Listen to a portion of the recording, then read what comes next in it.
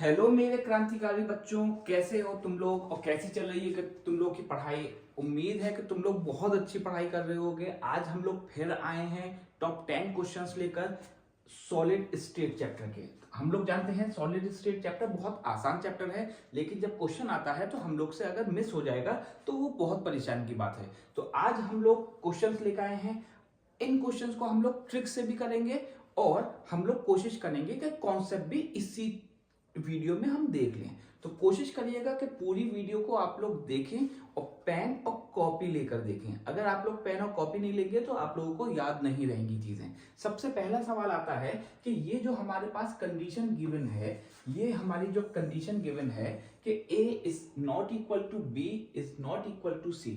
सबसे पहली चीज समझिए कि ये जो कंडीशन होती है ये हमारे पास इस तरह की कंडीशन होती है जिसमें मान लीजिए कि ये हमारे पास A साइड है, ये B है और ये C है। तो A के सामने वाले एंगल को हम अल्फा बोल देते हैं, A के सामने वाले को हम अल्फा बोल देते हैं, ठीक।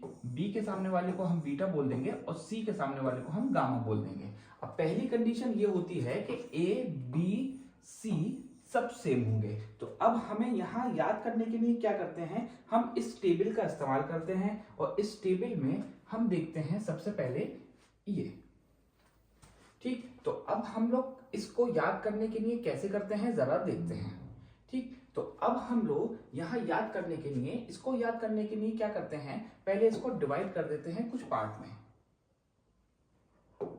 ठीक। अगर हम इसको पार्ट्स में डिवाइड कर देंगे तो हमारे पास,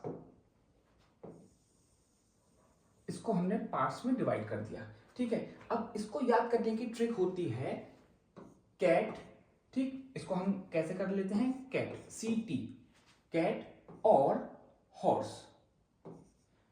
कैट सबसे पहले C आ गया, फिर कैट, कैट और हॉर्स रात में टहले। इसको याद करने की ट्रिक होती है कैट और हॉर्स रात में टहले। तो अगर हम इसको देखते हैं तो हमारे पास यहां आ जाता है ये। अब सबसे पहली कंडीशन जो होगी उसमें सारी चीजें हमारी सेम रहती हैं, ठीक। तो याद रखिएगा हमारी जो सबसे पहली कंडीशन है उसमें सारी चीजें हमारी सेम रहेंगी, A is equal to B और सारे जो एंगल्स होते हैं वो भी सेम रहेंगे। बिल्कुल सेम तरीके से अगर हम दूसरे को देखेंगे तो सिर्फ एक चीज अलग हो जाती है, उसके बाद तीनों चीजें अलग हो जाती हैं, उसके बाद फिर ये कंडीशन फिर से आ जाती है, उसके बाद फिर ये वाली कंडीशन फिर से आ जाती है और लास्ट में अगर हम देखेंगे, लास्ट में अगर हम देखेंगे तो हमारे पास,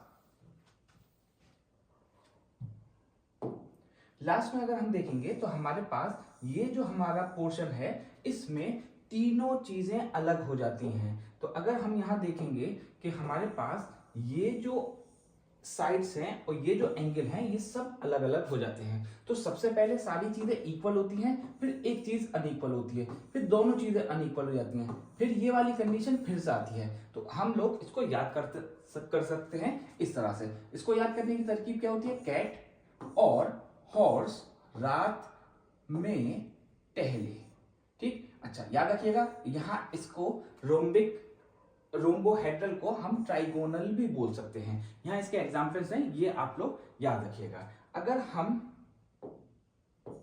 अगर हम जानना चाहते हैं कि हमारे जो सॉलिड्स होते हैं वो कितने तरीके के होते हैं, तो याद रखिएगा जो सॉलिड हमारे पास होते हैं वो दो तरीके के होते हैं। पहला होता है हमारे पास अमॉर्फस और दूसरा होता है हमारे पास क्रिस्टलाइन। अभी हम लोग के पास बहुत सारे एमसीक्यूज आएंगे जो कि मैं आप लोगों को ट्रिक से करूंगा आगे, ठीक। यहां हमारे पास बहुत सारे एमसीक्यूज हैं और उसके आगे मैंने कुछ ट्रिक्स भी लिखी हुई हैं और टेबल भी बनी हुई है। तो आप लोग अभी देखते रहिए आगे किस किस तरीके से हम क्वेश्चंस कर सकते हैं। तो क्रिस्टलाइन हमारे पास जो सॉलिड्स होते हैं उनको हम ट्रू सॉलिड्स बोल देते हैं, ट्रू सॉलिड्स बोल देते हैं, ट्रू सॉलिड्स। और ये लॉन्ग रेंज होते हैं। लॉन्ग रेंज का मतलब होता है, लॉन्ग रेंज का मतलब होता है कि जब हम इसके पार्टिकल्स देखेंगे तो बहुत लंबी चेन एक ही तरीके के मॉलिक्यूल से बनकर बनती है। अमॉर्फस जो होते हैं वो सीडो सॉलिड्स होते हैं। सीडो सॉलिड्स बोला जाएगा कि ये झूठे सॉलिड्स होंगे, फॉल्स सॉलिड भी इनको हम बोल देते हैं। अगर क्रिस्टलाइन का एग्जाम्पल पूछा जाए तो इसका एग्जाम्पल हो जाता है NaCl और क्वार्ट्ज, ठीक। क्वार्ट्ज एक पत्थर होता है, याद रखिएगा। अगर हमसे पूछा जाए कि क्रिस्टलाइन सॉलिड्स कितने तरीके के होते हैं, तो क्रिस्टलाइन सॉलिड्स को याद करने के लिए हम MIMC से याद रख सकते हैं। MIMC सबसे पहला होता है मॉलिक्यूलर, दूसरा होता है आयोनिक, तीसरा होता है मेटेलिक और चौथा होता है कोवलेंट। कोवलेंट के एग्जाम्पल होता है SiO2, ये क्वेश्चन आ चुका है एक बार एंट्रेंस में। इसी तरह से ग्रेफाइट और डायमंड। डायमंड हमारा कोवलेंट सॉलिड होता है, आप लोग ये चीज याद रखिएगा। उसके बाद हमारे पास आता है जो स्ट्रक्चर होता है, वो किस तरह के कौन कौन स्ट्रक्चर होते हैं। तो हमारे पास जो अभी हमने देखा था स्ट्रक्चर, इस तरह का स्ट्रक्चर, ठीक है, या फिर हम इसको इस तरह से ले सकते हैं, ठीक, ये इसको A बोला, इसको B बोला और इसको C बोला। तो ऐसे टोटल हमारे पास 14 स्ट्रक्चर पॉसिबल होते हैं। और ये हमें बताया था एक साइंटिस्ट ने जिनका नाम था ब्रेवियस। तो ब्रेवियस ने बताया कि टोटल 14 पॉसिबल स्ट्रक्चर्स होते हैं किसी भी सॉलिड के। तो अब इनमें जो कंडीशन आती हैं वो पहली आती है प्रिमिटिव और दूसरी आती है नॉन प्रिमिटिव। प्रिमिटिव कहते हैं जब जो एटम्स होंगे वो सिर्फ कॉर्नर्स पे मौजूद होते हैं। अगर सिर्फ कॉर्नर पे एटम्स प्रेजेंट होंगे तो उस कंडीशन को हम बोल देते हैं प्रिमिटिव। इसी तरह से अगर कॉर्नर्स के अलावा भी कहीं होंगे तब उसको हम नॉन प्रिमिटिव बोल देते हैं, जिसमें पहली कंडीशन आती है FCC और दूसरी आती है BCC। FCC के अंदर जो नंबर ऑफ एटम्स होते हैं वो 4 होते हैं और BCC के अंदर जो नंबर ऑफ एटम्स होते हैं वो 2 होते हैं। अब नेक्स्ट क्वेश्चन आता है हमारे पास सिलिकॉन डोप्ड विद आर्सेनिक। अगर हम सिलिकॉन को डोप्ड करते हैं आर्सेनिक के साथ तो हमें किस तरीके का सेमीकंडक्टर मिलेगा। तो पहली चीज हम लोग समझ लेते हैं कि जो सेमीकंडक्टर्स होते हैं हमारे पास वो 2 तरीके के होते हैं। एक होता है प्योर और दूसरा होता है इम्प्योर। पहला हमारे पास प्योर आता है और दूसरा आता है इम्प्योर। अगर हमसे पूछा जाता है कि प्योर और इम्प्योर क्या होते हैं, ठीक, तो याद रखिएगा हमारे पास प्योर जो होते हैं वो सिलिकॉन और जर्मेनियम है। सिलिकॉन और जर्मेनियम हमारे पास प्योर होते हैं। इम्प्योर हमें डोपिंग से मिलते हैं, डोपिंग से, ठीक। तो अगर हम 14 ग्रुप एलिमेंट्स को डोप करते हैं 15 ग्रुप या 13 ग्रुप के साथ, तो अगर हम 14 ग्रुप के साथ डोप करते हैं 15 ग्रुप को तो हमारे पास जो कंपाउंड्स आते हैं वो पेंटावैलेंट होते हैं, ठीक। पेंटावैलेंट जो होते हैं वो इलेक्ट्रॉन रिच होते हैं। इलेक्ट्रॉन रिच क्यों होते हैं? क्योंकि 14 ग्रुप को अगर हम 15 के साथ करेंगे तो हमें 5 इलेक्ट्रॉन मिलेंगे, लेकिन यहां से हमें डेफिशिएंट मिलते हैं, डेफिशिएंट। और डेफिशिएंट जो होते हैं उसको हम N टाइप बोल देते हैं, सॉरी P टाइप बोल देते हैं। इसको DP से याद रखिएगा। व्हाट्सएप पे DP चेंज करनी होती है तो DP से याद रख लेंगे। तो डेफिशिएंट जो होते हैं वो P टाइप होते हैं। अब आर्सेनिक हमें बस ये याद रखना है कि कौन से ग्रुप में आता है। तो क्योंकि ये नाइट्रोजन फैमिली में आता है, और नाइट्रोजन फैमिली जो होती है वो पेंटावैलेंट होते हैं, इसका मतलब हमें जो कंपाउंड मिलेगा वो इलेक्ट्रॉन रिच होगा, वो N टाइप होगा। तो आंसर हमारे पास N टाइप हो जाएगा। नेक्स्ट क्वेश्चन आता है हमारे पास वैकेंट स्पेस इन BCC। हमें बताना है कि वैकेंट स्पेस कितनी होगी। ये क्वेश्चन काफी इजी है। सबसे पहले हमें यह पता होना चाहिए कि सिंपल क्यूबिक में जो एफिशिएंसी होती है वो कितनी होती है। ये बहुत आसान है, आप लोगों को खुद करना है ये क्वेश्चन कि सिंपल क्यूबिक में, BCC में और FCC में कितनी एफिशिएंसी होती है। ये क्वेश्चन काफी आसान है, NCERT में इसका डायरेक्ट आंसर लिखा हुआ है। उसके बाद क्वेश्चन आता है an element has a body centred cubic structure. अगर किसी का BCC स्ट्रक्चर है और इसकी एज लेंथ मतलब A ये वैल्यू है तो अब इसका एटॉमिक रेडियस हमें बताना है। ऐसा क्वेश्चन काफी बार हम लोग के एंट्रेंस में आया है। हम लोग इसको कैसे करेंगे जरा देखते हैं। सबसे पहले हम लोग यहाँ रिलेशन याद कर लेते हैं यूनिट सेल का और रेडियस का। यूनिट सेल और रेडियस का रिलेशन जो होता है वो होता है रेडियस अगर सिंपल क्यूबिक के लिए है तो A/2, ठीक। यहाँ A जो होती है वो एज लेंथ होती है, एज लेंथ, ठीक है। इसी तरह से अगर FCC के लिए होगा तो A/2 2 √2। इसी तरह से बीसीसी के लिए हमारे पास रिलेशन ये होता है। दूसरा हमारे पास टॉपिक आता है रेडियस रेशियो। रेडियस रेशियो कहते हैं जब हम कैटाइन को मतलब R पॉजिटिव को R नेगेटिव से डिवाइड कर देते हैं। उसके बाद हम लोग देखते हैं कि रेडियस रेशियो की अगर वैल्यू इनके बीच में आती है तो उसका कोऑर्डिनेशन नंबर होता है 3 और उसका जो स्ट्रक्चर होता है वो होता है प्लेनर ट्राइंगुलर। इसका एग्जाम्पल हम लोग ने लिख लिया है। आप लोग इस टेबल को अच्छी तरह याद रखिएगा क्योंकि यहां से न्यूमेरिकल आने के चांसेस बहुत ज्यादा हैं। तो अब हम लोग ये जो क्वेश्चन था इसको यहां हमारे पास ये जो वैल्यू दी है ये ए है, ठीक। तो ए की वैल्यू हमें दे रखी है 288, ठीक है। और ये हमें बीसीसी स्ट्रक्चर दिया है। तो ए की वैल्यू को अगर हम बीसीसी के लिए √3/4 288 रख देंगे तो हमारे पास आंसर आ जाएगा। तो आप लोग को बताना है कि इसमें आंसर क्या है, ठीक है। वैसे सिंपल सा दिख रहा है, यही आंसर होगा। नेक्स्ट आता है हमारे पास a solid is made up of 2 elements. ये काफी अच्छा सवाल है। इस क्वेश्चन में हमें फॉर्मूला कंपाउंड का बताना होता है। Formula of A compound, formula of A compound बताने के लिए सबसे पहली चीज हमें याद रखनी पड़ेगी, जो नंबर ऑफ एटम्स होते हैं, जो नंबर ऑफ एटम्स होते हैं वो HCP के बराबर होते हैं, वो CCP के बराबर होते हैं और वो ऑक्टाहेड्रल वॉइड्स के बराबर होते हैं। अगर ये चीज हम लोगों को याद रही तो हम लोगों को फौरन आंसर पता चल जाएगा। Number of atoms HCP, CCP और ऑक्टाहेड्रल ये सब एक ही चीज हैं और इनको हम X बोल देते हैं। जितने नंबर ऑफ एटम्स होते हैं उतने ही HCP होंगे, उतने ही CCP होंगे, उतने ही ऑक्टाहेड्रल वॉइड्स होते हैं। याद रखिएगा ऑक्टाहेड्रल वॉइड्स अगर हमारे पास X हैं तो जो टेट्राहेड्रल वॉइड्स होते हैं वो इसके दुगने होते हैं, वो 2X हो जाएंगे।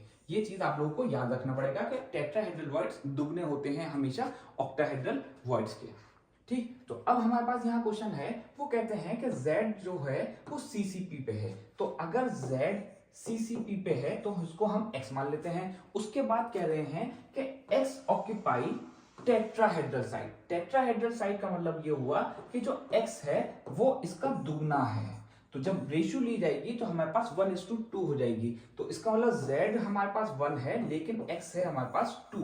तो Z 1 और X 2, तो हमारा आंसर हो गया ये काफी अच्छा क्वेश्चन है। आप लोग उसको अच्छी तरह जरूर रिवाइज करिएगा बाद में। नेक्स्ट क्वेश्चन आता है, ये आप लोगों को खुद करना है FCC के लिए। अभी जो टेबल मैंने बनवाई थी उससे ये क्वेश्चन करना है। फॉर्मूला मैंने लिख दिया है, फिर भी ये फॉर्मूला लगाना है और आंसर बताना है।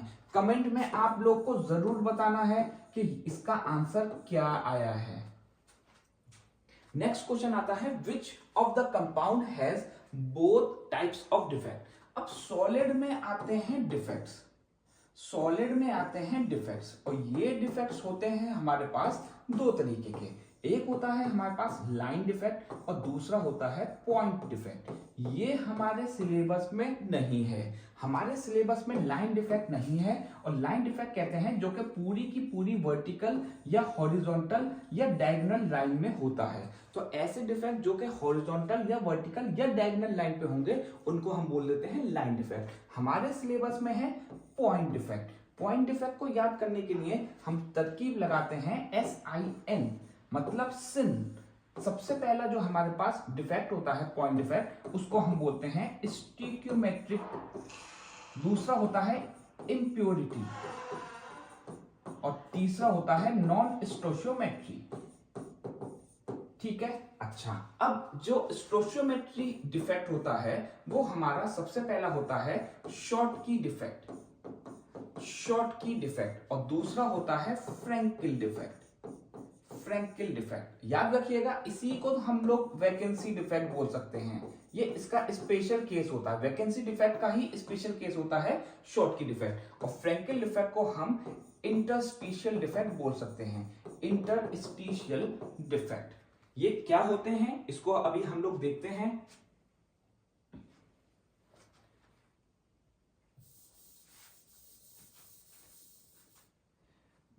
शॉर्ट की डिफेक्ट जो होता है हमारे पास, शॉर्ट की डिफेक्ट ठीक, मैं शॉर्ट में लिख देता हूँ शॉर्ट की डिफेक्ट। तो शॉर्ट की डिफेक्ट कहते हैं जिसमें positive negative positive negative positive negative positive negative, इसमें होता यह है कि जो पॉजिटिव चार्ज वाला पार्टिकल होता है वो बाहर निकल जाता है, तो उसकी वजह से निगेटिव वाला भी बाहर निकल जाता है। तो इसकी वजह से जो पॉइंट होता है वहां वैकेंसी आ जाती है, खाली जगह आ जाती है। इसी वजह से जो डेंसिटी होती है वो डिक्रीज हो जाती है। ये चीज याद रखिएगा आप लोग, बहुत इंपॉर्टेंट है। फ्रैंकेल डिफेक्ट में क्या होता है कि जो पॉइंट होता है वो दूसरी जगह जाकर आ जाता है। ठीक, इंटरस्टिशियल साइड पे आ जाएगा, जो भी हमारा चार्ज निकलेगा वो दूसरी साइड पे आ जाएगा। इसी वजह से इसको डिसलोकेशन भी बोल देते हैं। नेक्स्ट आता है हमारे पास SiO2 इज, ये कौन सा कंपाउंड है? आंसर मैंने आप लोगों को पहले ही बता दिया था, कोवलेंट कंपाउंड है। नेक्स्ट क्वेश्चन आता है हमारे पास, देखिए जरा, ये आप लोग को याद करना है। अगर हम लोग इंक्रीज करते हैं प्रेशर को NaCl के तो कोऑर्डिनेशन नंबर बढ़ जाता है, बहुत इंपॉर्टेंट चीज है। लेकिन अगर हम टेम्परेचर बढ़ाते हैं CCl का तो कोऑर्डिनेशन नंबर डिक्रीज हो जाता है। इसका मतलब ये हुआ कि अगर हम प्रेशर देंगे तो NaCl CCl बन जाता है, और अगर हम टेम्परेचर को इंक्रीज करेंगे तो CCl हमारा NaCl बन जाएगा। शॉर्ट की डिफेक्ट जो होता है वो वैकेंसी डिफेक्ट होता है। वाटर, बेंजीन, ये सब डाईमैग्नेटिक होते हैं, ये पैरामैग्नेटिक होते हैं, और ये सब चीजें हमारी होती हैं। ठीक, अब हमारे पास आता है नेक्स्ट